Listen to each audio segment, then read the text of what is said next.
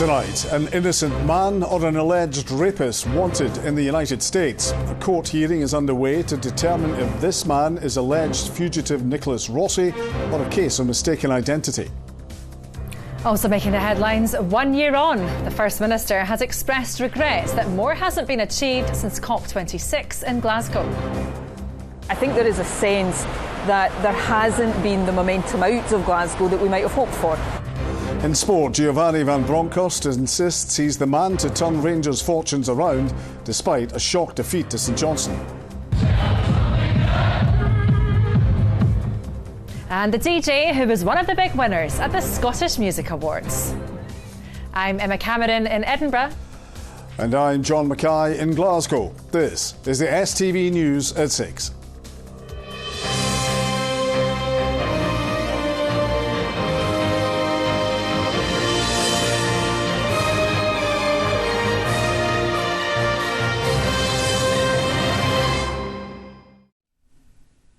Good evening. The First Minister has expressed regret that more hasn't been achieved since COP26 in Glasgow. It's been a year since world leaders and environmentalists gathered in the city, but what has really changed? Activists have accused leaders of greenwashing without backing it up with action to tackle the climate crisis. Today, Nicola Sturgeon announced Scotland would be upping its financial pledge to a global fund to tackle loss and damage. Caroline Lewis reports. These were the packed streets and protests last year when the eyes of the world fell on Scotland and world leaders flocked to Glasgow. What do we want? 12 months on, Scotland's First Minister today announced she would be leading the charge and committing unparalleled sums of money to a global fund to fight climate change. The climate emergency is real, it is urgent, and countries are experiencing the impacts of that, even in countries like ours. However, the First Minister has been accused of hypocrisy, jetting off to Egypt just days after her government slashed its energy efficiency budget by tens of millions of pounds. Insulation and renewable energy infrastructure is key to solving the climate crisis, and it's key to solving the cost of living crisis. So it's absolutely the wrong direction. While the former Prime Minister tried to evoke the spirit of summits past.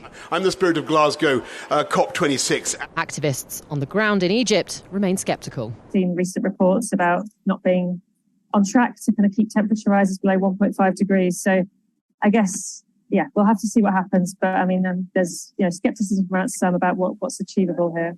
Behind me is the site of COP26, heralded as the pivotal climate summit. But 12 months on, many of the promises made here in Glasgow have failed to come to fruition. Many world leaders, including Nicola Sturgeon, have blamed the war in Ukraine for derailing their efforts. But this year, activists, including Greta Thunberg, have decided to boycott the summit, saying it's being used by people in positions of power to get attention. Despite initially saying he was too busy to attend, new Prime Minister Rishi Sunak insisted he'll make good on pledges made by his predecessors, although not quite as quickly as initially proposed. The plan was to do this over 5 years. Now, the exact pace of this always is dependent on the projects being ready at the right time, but we remain committed to those plans. I'm making that commitment again. Rishi Sunak is rightly today talking about the potential for the UK to be a green superpower, but that's not consistent with his government's opposition to onshore wind power, for example. 1 year on from those momentous days in Glasgow, politicians will need to agree if there's any chance of slowing the climate crisis. Caroline Lewis, STV News. Well, our reporter Peter Smith is in Egypt. He's been looking at how Scotland is trying to make an impact on the world stage. When Glasgow hosted COP26, Nicola Sturgeon had the opportunity to meet and listen to leaders of the nations that are suffering most as a result of this climate crisis. And she followed up by becoming the first leader of a developed nation to offer financial contributions to what's called loss and damage reparations. This is the wealthiest countries that have been responsible for climate change, offering to pay sums of money to those countries that are least responsible but suffering most. We're hearing about, in East Africa, for example, 22 million people on the brink of starvation because of devastating and deadly droughts. In South Asia, deadly floods, devastating floods that have lost people's homes. These are countries that haven't been polluting the earth but are suffering the consequences, and that's a defining part here of COP27 here in Egypt. And Nicola Sturgeon has just followed up by offering more financial assistance for these loss and damage reparations. She concedes herself that what Scotland is able to contribute financially is a relatively paltry sum. It's not going to be life-changing amounts of money, but proportionally if the wealthiest countries in the world follow Scotland's lead, it will make a difference. The disappointing thing that Nicola Sturgeon said after COP26 is that the wealthiest countries reverted to type. After an energy crisis, we started firing up the coal power stations, looking at fracking again. She's calling on countries to take this seriously and get back on track here at COP27. But if there is no commitment to loss and damages, well, it's difficult to see how there can be any agreement out of this COP27 here in Egypt. Pete Smith in Egypt. An innocent man or a fugitive who faked his own death and is facing extradition to the States. A court hearing is underway in Edinburgh to decide. The man at the centre of the case says he is Arthur Knight and is innocent. The prosecution says he is Nicholas Rossi, wanted on rape allegations in Utah. The court heard today from a nurse and a doctor at the Queen Elizabeth University Hospital in Glasgow, as well as a police officer involved in the man's arrest there. Our chief reporter Sharon Frew has been in court. The man at the centre of this extradition case left court within the last hour in the same manner in which he arrived, in a wheelchair and without the oxygen mask he is claimed to have needed since he was treated for COVID last year. He said nothing as he entered the van, but inside court he continues to claim that his name is Arthur Knight, not Nicholas Rossi or Alaverdian, who is wanted in Utah on a rape charge. After legal debate this morning, in which the Defence Counsel's attempt to have the case thrown out was rejected, evidence was taken from 7 witnesses. First, an intensive care nurse at Glasgow's Queen Elizabeth University Hospital, who described how last December 2 police officers attended ICU to show her an Interpol red notice for Nicholas Rossi or Nicholas Alaverdian. On it, 5 photographs of a man and 2 images of tattoos on a left and right arm. Senior charge nurse Ruth Keating said the man in the photographs looked like one of her patients who she knew as Arthur Knight and who had told her he was from Bristol. She said to the court while treating her patient, she saw the distinctive tattoos in some of the photographs. One, she said, looked like a coat of arms with a red cross, the other an angel wing. ICU consultant Robert Hart said the man he knew as Arthur Knight was at the time one of the sickest patients in the ward, so required a lot of care. He told the court he also saw tattoos, some appeared to be faded. The hearing then heard from 2 police officers called to the hospital last December after being told by their control room that a man wanted by Interpol was trying to discharge himself. Officers said they were sent the Interpol red notice by email.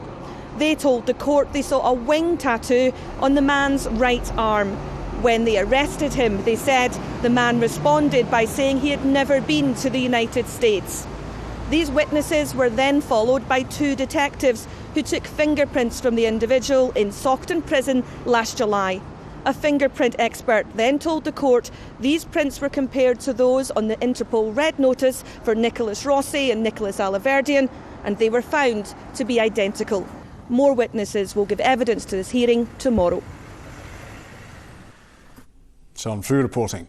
The Green co-leader Patrick Harvie is ruling out working with the former First Minister Alex Salmond and his Alba party in a future independence campaign.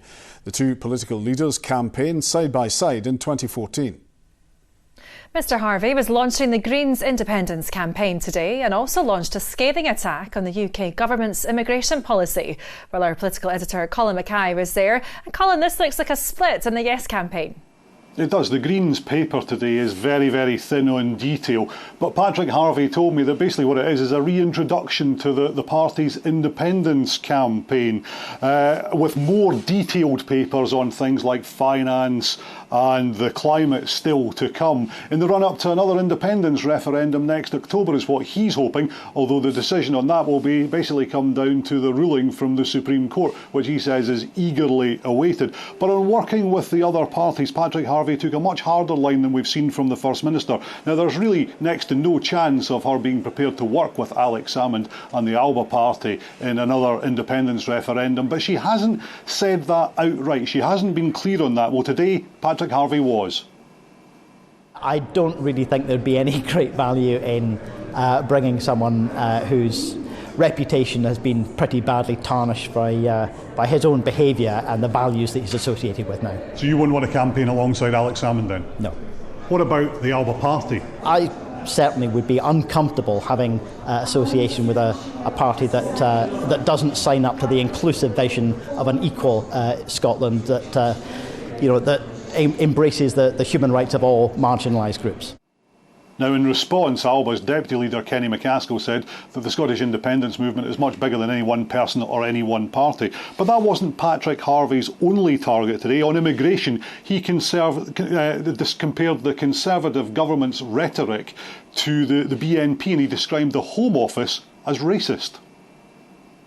For many, many years now, the UK government has been pursuing even more hostile and, yes, racist immigration policies. It's been heartbreaking to see that. It's horrific to see some of the extremist rhetoric that they're now coming out with, as well as the direct impact. We're seeing, people being held in a de facto detention centre despite having done nothing wrong.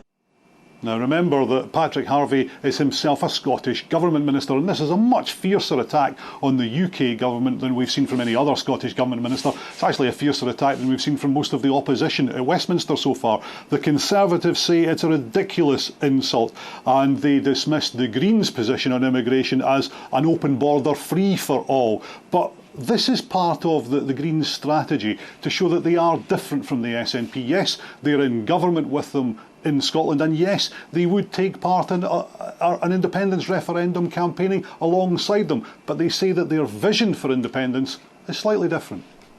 OK, Colin at Holyrood, many thanks for that.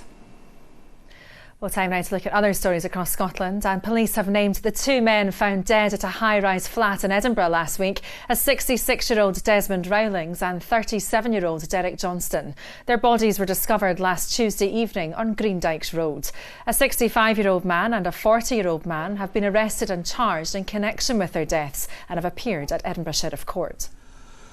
ScotRail says it's confident services will be back to normal tomorrow. Rail travellers have faced a day of disruption despite planned strikes by Network Rail staff being called off. RMT members had been due to stage the walkout over the weekend, but the action was halted on Friday so further negotiations could take place. ScotRail has previously tabled a really strong offer, 7.4% basic pay increase for the lowest paid, a 6-year job guarantee and increases in commissions and allowances. We think that should be put to the members of the RMT so that they can have a say in the referendum and get things back to normal. We've had enough. My members are worth their weight in gold. We're key essential workers, and we're sick to the back teeth of actually fighting over the scraps. People in Edinburgh have spoken of their shock after Bonfire night saw several incidents of violence and disorder. Emergency services were targeted with bricks, petrol bombs and fireworks. Shops in the Niddrie area were looted by groups of youths. 12 people have been arrested. Vanessa Kennedy reports. These were some of the dramatic scenes in Edinburgh on Saturday evening. Bonfire night took a dangerous turn with fireworks being set off in the street and emergency services being attacked. 2 days on, many people are still shocked. It's crazy, absolutely crazy. You wonder what goes on in their mind. It's only a matter of time before somebody gets killed, or one of them themselves. Do you know what I mean? An arm blown off or whatever. Definitely scary, especially when there's kids out and about and stuff. Absolute disgrace. I hope we can catch more of them, put it that way. 12 people have been arrested after the violence, which police say mainly took place in Edinburgh. Amongst the incidents, police officers were injured in the Niddrie area and a shop broken into. Petrol bombs were thrown in Duddingston, while fire service and police officers were attacked in the Drylaw and Sighthill areas. And it's not the first time these incidents have occurred. This was the aftermath of Bonfire Night in the capital 5 years ago, a night of unrest that sparked off a campaign to clamp down on antisocial behaviour around fireworks. New laws now mean tougher sentences around the sale of fireworks and for those who attack emergency workers with them. Edinburgh Council has described the attacks across the city as disgraceful and disgusting. Police say further inquiries to identify more suspects will take place over the coming days and weeks to make sure those responsible are brought to justice. Vanessa Kennedy, STV News, Edinburgh. Warm welcome places have been set up across Glasgow to help communities deal with the colder months ahead. The spaces provide heating, social activities as well as health and welfare advice. The venues will operate throughout the winter in an effort to help people reduce their heating bills. Vanessa Taff reports. A cup of tea, a biscuit and some chat. This community centre is one of Glasgow's warm spaces. For this indoor carpet bowls group, the cost of living crisis isn't far from their minds. Keep warm, making sure the heating's on, so mine's on already. It's a toss-up between your heating and feeding. Buying your messages, and then you're thinking Christmas is coming up, what do we do with that? And even for one, it's a bit more difficult, isn't it, when you're buying? Because everything, you're throwing out the things you're not using, and that's you trying to keep it to a minimum, you know. Oh, it's nice in the winter being in here because it's nice and warm. But in the summer weather, we'd rather be outside. A hearty bowl of soup is on offer at this centre in Scotstoun. While it's also a warm place, the team here offer practical support about benefits as well as social activities. We've kind of got an open door policy all the time. We used to be open just kind of 10 till 4. People could pop in if they could use any of our services or anything like that. Whereas now we open from 7:45 in the mornings, then we're open through until 8 p.m. We get them in and then from there we can hook them up with our groups, services. Local residents find the benefit system in general is quite difficult to understand. So, for example, they may not understand a certain terminologies, the jargons, or they simply don't understand how to apply or what the process is like. The council hope warm spaces will help reduce energy bills and engage locals with services. This is kind of the model of what we want to provide, is that building where it's warm, where there's something to do. So we'll have located some of them in existing community centres, others in libraries. It's been unseasonably warm so far, but for many, it'll be a tough and a cold winter ahead. Vanessa Taff, STV News, Glasgow. Now here's Ronnie with the sport.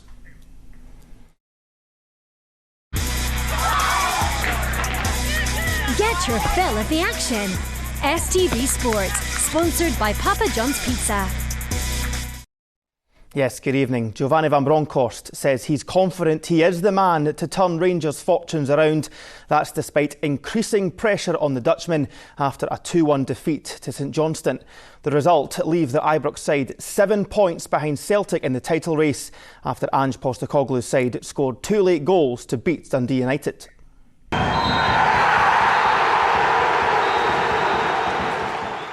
As the boos rang out at full time, Giovanni van Bronckhorst headed straight up the tunnel, with pressure mounting on the Rangers manager. A 2-1 defeat to St Johnstone, with many supporters now calling for the Dutchman to go. Van Bronckhorst admitted that there was no excuses for the result, but is confident he can turn it around. Add to that the anger from fans spilled over after the match at McDiarmid Park, with captain James Tavernier and other players confronted as they left. Despite early Rangers' pressure, St Johnstone went ahead through this wonder strike from James Brown. Into the second half, and the Saints doubled their advantage, Nicky Clark applying the finish. Skipper James Tavernier did get a goal back, but they couldn't find the net again. A 2-1 defeat for the Ibrox club in Perth. The result leaves Rangers 7 points behind rivals Celtic in the title race, with just 2 games to go before the break for the World Cup. It's difficult for the fan base because obviously Van Bronckhorst is somebody that we hold in good regard, but I don't believe that the players believe in him. I don't believe that the fan base believe in him, and I think that if the club don't remove him soon, it's simply kicking it further down the road to a point where it becomes inevitable. Celtic moved 7 clear the day before after 2 late goals against Dundee United saw them win 4-2. With defender Anthony Ralston insisting the performance shows the strong team spirit at Parkhead. Dylan Levitt thought he'd grabbed a point for United after his cross found its way past Joe Hart, but Kyogo and Leila Bada found the net in injury time to cement Ange Postecoglou's side's place at the summit of the table. Meanwhile, at Tynecastle, Motherwell boss Stevie Hamill says he was bitterly disappointed after they were beaten 3-2 by 10-man Hearts. The Steelmen came from 2-0 down to level the match in the second half, but a Lauren Shanklin penalty sealed all 3 points. And St Mirren boss Stephen Robinson admits his side aren't doing the basics right away from home after they suffered their second defeat in a row with a 3-2 loss to Ross County. Judy Murray hopes this week's Billie Jean King Cup can light the spark in the next Scottish champion of women's tennis. She was speaking ahead of the tournament starting at the Emirates Arena tomorrow and hopes the top-class talent on show can inspire the next generation.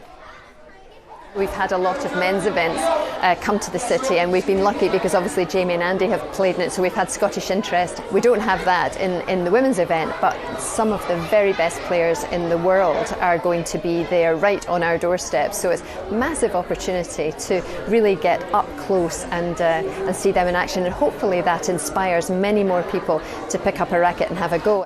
Sport from us tonight. We're back same time tomorrow. Until then, have a very good evening. Bye for now. Get your fill of the action. STV Sports, sponsored by Papa John's Pizza. The weather forecast now with Philip. A light drizzle is coming in from the west.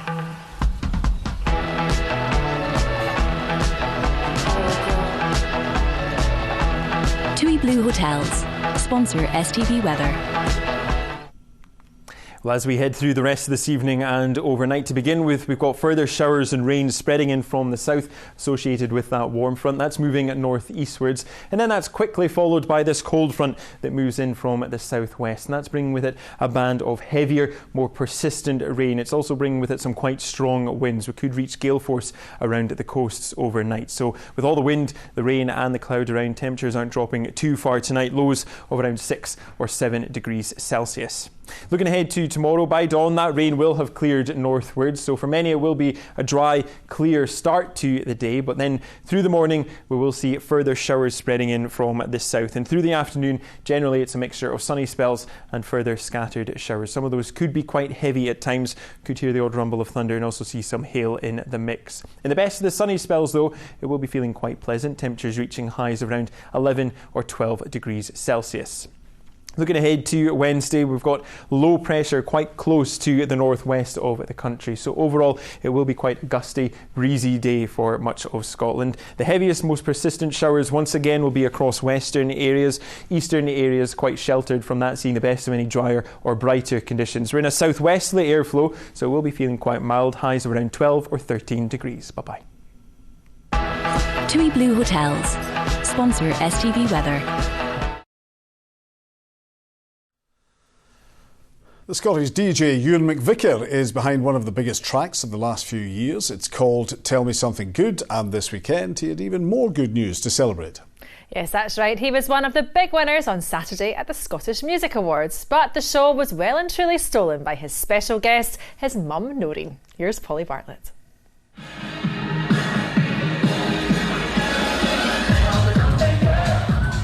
For Ewan McVicker, the good news keeps coming. Not only is the DJ behind one of the biggest tracks of the year, this weekend his success was cemented at the Scottish Music Awards. Subclub, I think they nominate someone every year for it, and then it's my favourite club, and I've made no secret that that's my favourite club, and I've been to Australia and New Zealand and all around Europe, and I've never I said that in my speech as well, Subclub's still the best club in the world for me. Nothing beats it. It's unreal. Also mentioned in the speech was his mum Noreen, Ewan's biggest support and #1 fan. People keep asking me that, oh, you must be so proud of him. You said. So on Saturday night I said, for every time somebody says that to me, I'm having a shot. But we got to 21 on Saturday night, so I am immensely proud of him. Ewan began his career playing in local clubs in Ayrshire, and his EP Heather Park is named after the street he grew up on. It wasn't always what I wanted to do. I was doing teaching at UWS in there, primary teaching. That's my mum was into that. Fine, safe job. And then I got to the end of my teaching degree, and I was like, "Mum, I don't want to be a teacher." What do you mean you don't want to be a teacher?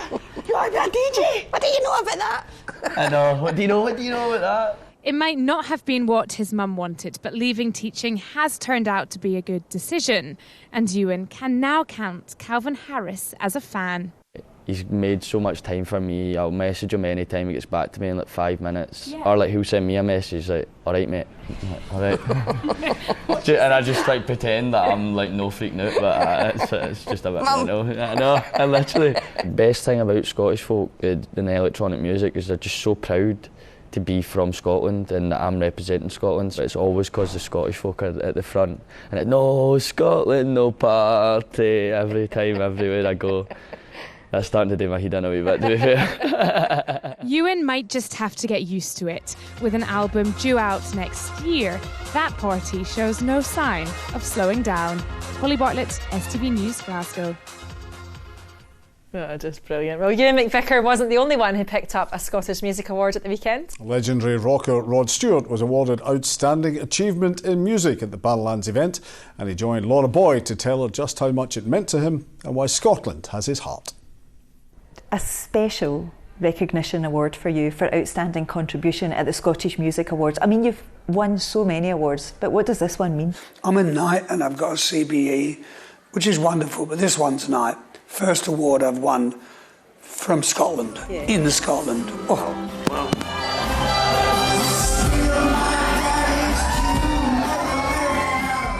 You know, my father, this is the land of my father. He was born in Leith in Edinburgh, and I do feel there's a huge part of me that loves Scotland. And it's undeniable, you know. I love this place, I love it. And I feel accepted, and when I play Glasgow, it's always, I feel like I could walk on water, you know. I feel so great. I'm so looking forward to it. Well, you can watch the full interview with Rod on What's on Scotland on Friday at 7. But that's all from us for tonight. I'll be back with Scotland tonight, 11:10. Please watch it that late time. Good night. Bye-bye.